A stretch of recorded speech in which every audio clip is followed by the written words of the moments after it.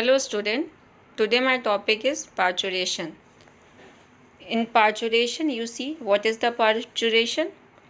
The act of expelling the fully developed fetus from the mother uterus at the end of gestation period.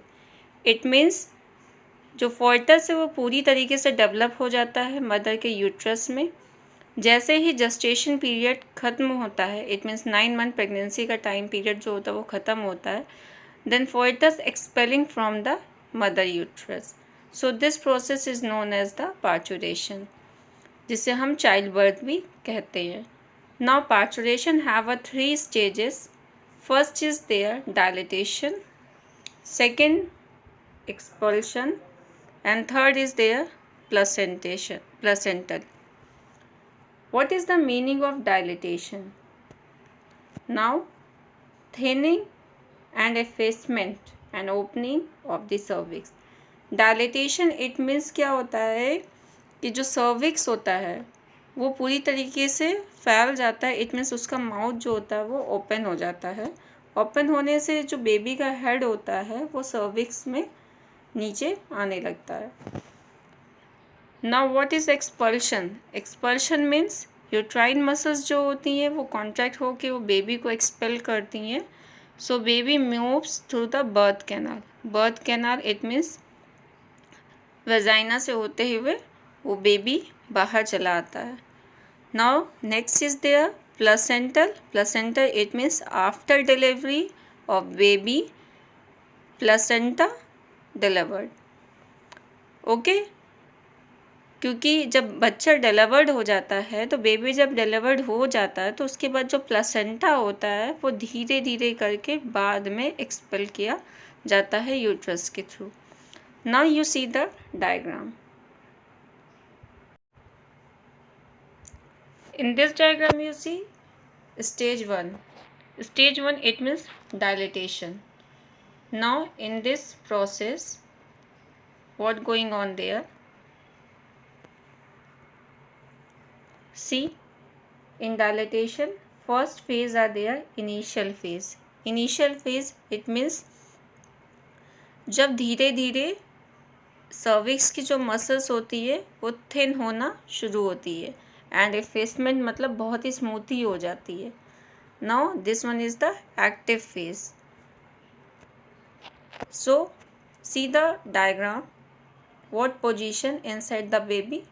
ये mother जो red line है this one is the uterus, this one is the foetus and this one is cervix. Cervix के बाद आता है vagina.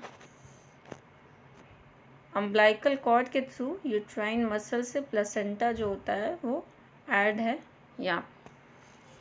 सो इस समय क्या होता है कि इस फेज़ में सर्विक्स धीरे धीरे ओपन होना मतलब इट मीन्स डायलेट होना शुरू करती है.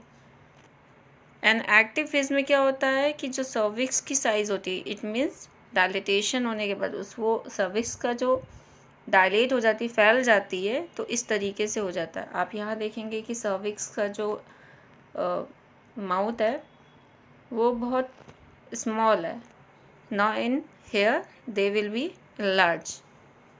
सो सर्विक्स में इट मीन्स जो फर्स्ट स्टेज में क्या हुआ कि इफेसमेंट हुआ and dilatation of the cervix. Now come in the second phase are there. In second phase you see in second stage में क्या हुआ? एक्सपल्शन हुआ. एक्सपल्शन अब यहाँ पे देखिए जो यूट्राइन की मसल्स होती हैं वो फीटस को क्या कर रही हैं? एक्सपेल कर रही हैं बाहर आउटसाइड. सर्विक्स का मुँह ओपन हो गया क्योंकि सर्विक्स पूरी तरीके से डायलेट हो चुकी थी. अब बेबी का हेड जो हो रहा है वो बाहर की ओर जा रहा है. It means uterine muscles are expel the fetus, then baby are delivered from outside. This process is called the expulsion. Now come in the third stage. In third stage you see this one is the placenta. Retain materials are there.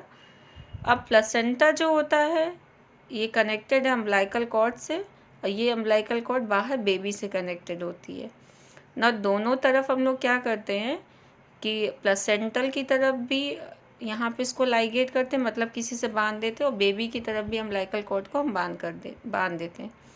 फिर centre से इसको cut कर दिया जाता है। अब इस placenta को धीरे धीरे बाहर की ओर हम अम्बिलिकल कॉर्ड को बाहर की तरफ खींचते हैं, तो वो प्लेसेंटा का भी होता है, वो बाहर की तरफ एक्सपेल हो जाता है। Now placenta expel in outside, this one is the third stage. So this one, all these three stages are their parturition. Now next point you see. Now parturition के टाइम क्या होता है कि ऑक्सीटोसिन का जो रोल होता है वो बहुत ही इम्पॉर्टेंट होता है. So hormones is oxytocin hormones is responsible for parturition. Parturition के लिए जो हॉर्मोन्स रिस्पॉन्सिबल है मेनली वो ऑक्सीटोसिन है ना. वो चलिए हम ऑक्सीटोसिन के बारे में डिस्कस करते हैं.